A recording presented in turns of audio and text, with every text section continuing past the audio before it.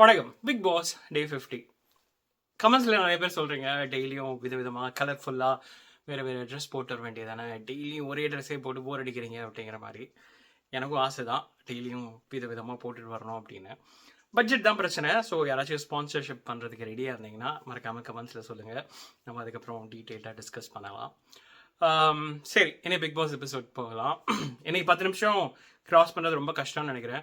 இன்னைக்கு big pass எபிசோடில் பார்த்ததில் எனக்கு சில விஷயங்கள் புரியல. ப்ராப்ளி நீங்கள் வந்து நல்லா தெளிவாக பார்த்துருந்தீங்கன்னா 24/7 பார்த்துருந்தீங்கன்னா சொல்லுங்கள். எனக்கு புரியாத விஷயம் என்ன அப்படின்னா, இன்னைக்கு பிக் பாஸ் வந்து நாமினேஷனை ஃபஸ்ட்டே ஸ்டார்ட் பண்ணிடுறாரு கேப்டன்சி டாஸ்க்கு முன்னாடியே.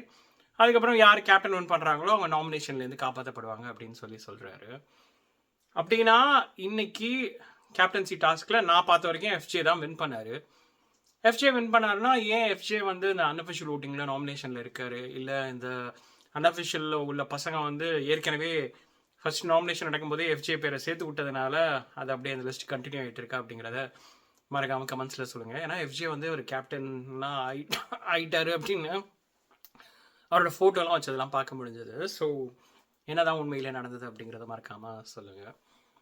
அடுத்து வந்து அந்த கேப்டன்சி, ஆனால் ஆக்சுவலாக அந்த டாஸ்க் நல்லா இருந்தது, எனக்கு பிடிச்சிருந்தது. ஃபஸ்ட்டு சுபிக்ஷா பண்ணது. சுபிக்ஷா பண்ணும்போது எப்படி வந்து விக்ரம் வைத்தறிச்சலில் அவர் பார்க்கும்போதே எப்படி வைத்தறிச்சல் படுறாரு அப்படின்னு புரிஞ்சுது. அதுக்கப்புறம் கம்ருதன் நல்லா பண்ணார். கம்ருதன் அப்படி கொஞ்சம் கூட அசையாமல் எடுத்துகிட்டு வந்தார். லாஸ்ட்டில் வந்து கொஞ்சம் அசைஞ்சிருச்சு, பட் ஆனால் முடிச்சிட்டாரு, ஃபாஸ்ட்டாக முடிச்சார். அதுக்கப்புறம் கம்ருதனை தாண்டி ஐ திங்க் கம்ருதன் 17 மினிட்ஸ்ன்னு நினைக்கிறேன். இவங்க சுபிக்ஷா வந்து 24 மினிட்ஸ்ன்னு நினைக்கிறேன். லாஸ்ட்டில் எஃப்சி வந்து ஒரு 15 மினிட்ஸ்குள்ளேயே முடிச்சிட்டாரு அப்படிங்கிற மாதிரி. ஸோ வெல் டிசர்வ்ட், நல்லா பண்ணார். ஸோ போன வாரம் கேப்டன்சிக்கு எனக்கு தெரிஞ்சு இப்போ பண்ணதில் அவர் கொஞ்சம் டீசெண்டாக பண்ணாருன்னு நினைக்கிறேன். ஆனால் ஒரு ஃபன் டாஸ்க்காக போணுச்சு, அதனால் டீசெண்டாக பண்ண இந்த வாரம் எப்படி பண்ண போகிறாரு அப்படிங்கிறத நம்ம வெயிட் பண்ணி தான் பார்க்கணுன்னு வச்சுக்கோங்களேன். ஸோ அதுக்கப்புறம் இன்றைக்கி பெருசாக வேறு என்ன நடந்ததுன்னா, ஒவ்வொருத்தருக்கும் அவங்களுக்கு தெரிஞ்சவங்க வந்து கேம் டிப்ஸ் கொடுத்தாங்க.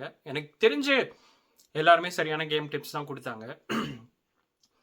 நான் விக்கல் விக்ரம ரொம்ப வந்து சொல்கிறேன் அப்படின்னு நீங்கள் நினைக்கலாம். எனக்கு விக்கல் விக்ரமோட ஃபஸ்ட்டு ஃபியூ வீக்ஸோட கேம் பிடிச்சிருந்தது.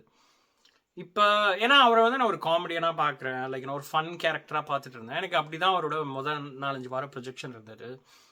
இப்போ வந்து ஒரு மாதிரி சர்க்காஸ்டிக்கெல்லாம் தாண்டி ஒரு ஆளை ஹர்ட் பண்ணுற மாதிரி பேசுகிறது ஐ டோன்ட் லைக் இட்.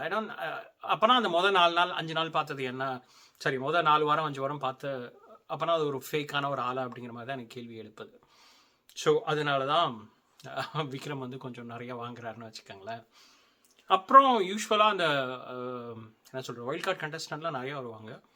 இன்னைக்கு வைல்ட் கார்டு கண்டஸ்டன்ட்லாம் பெருசாக வரலை. ஸோ இவங்களுக்குள்ள தான் இனிஷியலாக ஒரு ஒன்றுக்கும் ஆகாத ஒரு பிரச்சனை அப்படின்னு சொல்லலாம். யாருக்கும் திவ்யாக்கும் இன்னொரு பக்கம் வியனாக்கும் அந்த பிரச்சனை இவங்க வந்து கேசரி பண்ணணும்னு நினைக்கிறாங்க போல வியனா. அவங்க வந்து வேறு ஏதோ அது மாதிரி ஒரு மொக்கையான ஒரு சண்டைங்க. அந்த சண்டையெல்லாம் வந்து அதை எடுத்து பேசுகிறதுக்கே ரொம்ப போர் அடிக்கிற மாதிரி இருக்குது. ஸோ அதுக்கப்புறம் நான் ஏற்கனவே சொன்ன மாதிரி எல்லா கண்டஸ்டண்ட்டோட ஃபேமிலிஸும் நல்லா தான் கொடுத்தாங்க. ஆனால் அவங்க என்ன ஒரு நரேட்டிவ் செட் பண்ண நினைக்கிறாங்க அப்படிங்கிறது நல்லா புரியுது. ஒரு பக்கம் அரோரா கிட்ட பார்வதி எதிர்க்க சொல்கிறாங்க, இன்னொரு பக்கம் இவங்கள்ட்ட போத் திவ்யா, ஆனால் ஒரு பக்கம் சாண்ட்ரா, அதுக்கப்புறம் பிரஜன் கூட இல்லை, சாண்ட்ரா அண்டு இன்னொரு பக்கம் திவ்யா கிட்ட பார்வதி எதிர்க்க சொல்கிறாங்க. அதுக்கப்புறம் so every one against Parvathi அப்படின்னு மாற்ற ட்ரை பண்ணுறாங்களோ அப்படிங்கிற ஒரு எண்ணத்தை தான் ஏற்படுத்துது. ஏற்கனவே பார்வதியை இவங்கெல்லாம் எதிர்த்துட்டு தான் இருக்காங்க. லாஸ்ட்டு 2 வாரமாக எதிர்க்கல. ஆனால் அவங்க என்ன மாதிரி ஒரு ப்ரொஜெக்ஷன் கொடுக்குறாங்கன்னா, அவங்க எல்லாரும் கெட்டதாக பிஹேவ் பண்ணுறதுக்கான காரணமே பார்வதி தான் அப்படிங்கிற மாதிரி ஒரு ப்ரொஜெக்ஷனை கொடுக்க நினைக்கிறாங்க. சாண்ட்ரா போன வாரம் பிஹேவ் பண்ணதுக்கு பார்வதி காரணம் கிடையாது. இன்னொரு பக்கம் திவ்யா பிஹேவ் பண்ணதுக்கு பார்வதி காரணம் கிடையாது. அதே மாதிரி அரோரா வந்து அவங்க ரொம்ப நல்லவங்க மாதிரியும், பார்வதி தான் அவங்கள பற்றி நிறையா தப்பாக பேசுகிறாங்கிற மாதிரியும் அவங்களோட ஃப்ரெண்டு ரியா சொல்கிறாங்க. பட் அது நம்ம என்ன அப்படிங்கிறது பார்த்துட்ருக்கோம். எனக்கு தெரிஞ்சு பார்வதிக்கு கிடைச்ச ஒரு அட்வைஸ் சூப்பரான அட்வைஸ்ன்னு நினைக்கிறேன். ஏன்னா லாஸ்ட் ஒரு 2 வீக்ஸாக பார்வதியோடைய பிளேயிங் ஸ்டைல் எனக்கு பிடிக்கல. எல்லாருக்கும் என்ன சொல்கிறது, வளைஞ்சு நெளிஞ்சு போகிறது, அதுக்கப்புறம் வந்து ஒரு ஆளை வந்து சொல்லிவிட்டு அதுக்கப்புறம் திருப்பி அவங்கள்ட்ட போய் நான் அதுக்காக தான் சொன்னேன் அப்படி இப்படிங்கிற மாதிரிலாம் பேசுகிறது. ஃபார் எக்ஸாம்பிள் எஃப்ஜியோட உள்ள கான்வர்சேஷன் அதெல்லாம் பார்வதிக்கு சூட் ஆகலை. அவங்களோட கேமே வந்து இன்னொரு கேம் விளாண்டுருந்தாங்களே அந்த கேம் தான். ஸோ அதை சொல்லியிருக்காங்க. இன்றைக்கி அதை ஃபாலோ பண்ணுறாங்களா அப்படிங்கிறத பார்க்கலாம். அதுக்கப்புறம் லவ் இல்லாமல் எப்படி அரோரா, கமருதீன், இன்னொரு பக்கம் பார்வதி வந்து ஓப்பனாக சொல்கிறாங்க, நீ வந்து ஃபஸ்ட்டு நீ வேணான்னு சொன்ன, ஸோ அதுக்கப்புறம் நான் போயிட்டேன் தனியாக, வைல்ட் கார்டு கண்டஸ்டண்ட்டோட ஜாலியாக இருந்தேன். அதுக்கப்புறம் நீ தான் என்னை இப்போ திருப்பி கூப்பிட்டு, அப்புறம் நீ இப்போ வந்து அவனோட ஃப்ரெண்டு சொல்கிறாங்க, ஸோ அதனால் எல்லாத்தையும் கொஞ்சம் நேரம் தள்ளி வைக்கலாம் அப்படிங்கிற மாதிரி அவங்க வந்து கமருதீன்ட்ட விளக்கம் கேட்குறாங்க. எனக்கு தெரிஞ்சு பார்வதிக்கு அவங்க உடம்புக்கு என்ன நல்லது, அவங்க மனசுக்கு என்ன நல்லது அப்படின்னா கமருதீனை கண்டுக்காமல் விடுறது தான் நல்லது. ஆனால் அவங்க ரொம்ப ஃபீலிங்ஸில் இருக்காங்க போல இருக்குது. ஸோ அதனால் கண்டுக்காமல் இருக்க முடியல. எனக்கு பார்வதியை நிறைய டைமில் பார்க்கும்போது ஒரு இயலாமை தான் தெரியுது. அதாவது அவங்களுக்கு கமருதீனோட பேசணுன்னு ஆசை இருக்குது, கமருதீன் அவங்க கூட மட்டும் பேசணுன்னு ஆசை இருக்குது. இன்னொரு பக்கம் அரோரா ஒரு கேவலமான வேலையை பண்ணுறாங்க, தெரிஞ்சு இரிட்டேட் பண்ணும் அப்படிங்கிறதுக்காகவே என்ன சொல்கிறது, இப்போ இன்னொரு ஆள் ஒரு நாள் ட்ரவ் பண்ணுறாங்கன்னு தெரிஞ்சிருச்சு. ஏன் வந்து அவங்கள்ட்ட உள்ள ஒரு ஆளை பிடுங்கிட்டு போய் தானும் வந்து அதை வச்சு சந்தோஷப்பட போகிறதில்ல. ஏன்னா அவங்க பேசுகிற அப்படி தானே இருக்கு. அரோரா என்ன சொல்கிறாங்க இன்னைக்கு கூட பேசும்போது, எனக்கு பார்வதியை நம்ப முடியல, பார்வதியோட நான் பேச மாட்டேன், பார்வதி கூட யார் பேசினாலும் நான் அவங்கள ட்ரஸ்ட் பண்ண மாட்டேன், ஸோ நீ அதனால் நீ என்கிட்ட நீ இருக்க தேவையில்லை. நான் இப்போ பார்வதி வந்து உன்னை லவ் பண்ணுறாங்க, அவங்களுக்கு ஒரு ஃபீலிங்ஸ் இருக்குது, உனக்கு ஒரு கனெக்ஷன் இருக்குது, நம்ம 2 பேருக்கும் அது இல்லை, அது எனக்கு புரியுது, இது எப்படி எக்ஸ்பிளைன் பண்ணுறதுன்னு தெரியல அப்படின்னு சொல்லி அவர் அதுக்கப்புறம் இப்படிலாம் சொல்லிட்டா அவர் அந்த சைட் போயிடுவார் அப்படிங்கிறதுனால அதோட ஒரு இன்னொரு எக்ஸ்க்ளமேஷன் மார்க் இல்லைனா ஒரு கொஷின் மார்க் போடுறாங்க. அதாவது நான் ஃபஸ்ட்டு ஐடென்டிஃபை பண்ணணும் எனக்கு என்ன, நான் என்ன ஃபீல் பண்ணிகிட்டு இருக்கேன், எனக்கும் கமருதீனுக்கும் என்ன இருக்குது அப்படிங்கிறத நான் முதல்ல ஃபீல் பண்ணணும். நான் ஃபீல் பண்ணோன்னே அதுக்கப்புறம் அப்போ தான் உன்கிட்ட நான் தெளிவாக பேச முடியும். ஸோ அது வரைக்கும் நான் சொல்ல முடியாது. ஸோ அது வரைக்கும் நீ தள்ளிடு, என் பக்கத்தில் இருக்காத, நீ வந்து பார்வதியோடய போயிரு அப்படின்னு சொல்லி ஒரு மாதிரி ஒரு கான்வர்சேஷன் கொண்டு வராங்க. அப்போ ஃபார் எக்ஸாம்பிள் வியானா எப்படி வந்து தெளிவாக எஃப்ஜேட்ட ஒரு கேள்வி கேட்டாங்க, அப்போனா நீ இவங்களை இன்னும் மிக்ஸ் பண்ணலையா, யார் அவங்கள பேர் என்ன, ஆதிரி இன்னும் மிஸ் பண்ணலையான்னு கேட்டாங்களே. அது மாதிரி கமருதீன் ஸ்மார்ட்டாக என்ன கேள்வி கேட்டிருக்கலாம், அப்படின்னா துஷார் யார் அப்படின்னு ஒரு கேள்வி கேட்டிருக்கலாம். அப்போ ஓப்பனாக பதில் சொல்லி தான் ஆகணும்.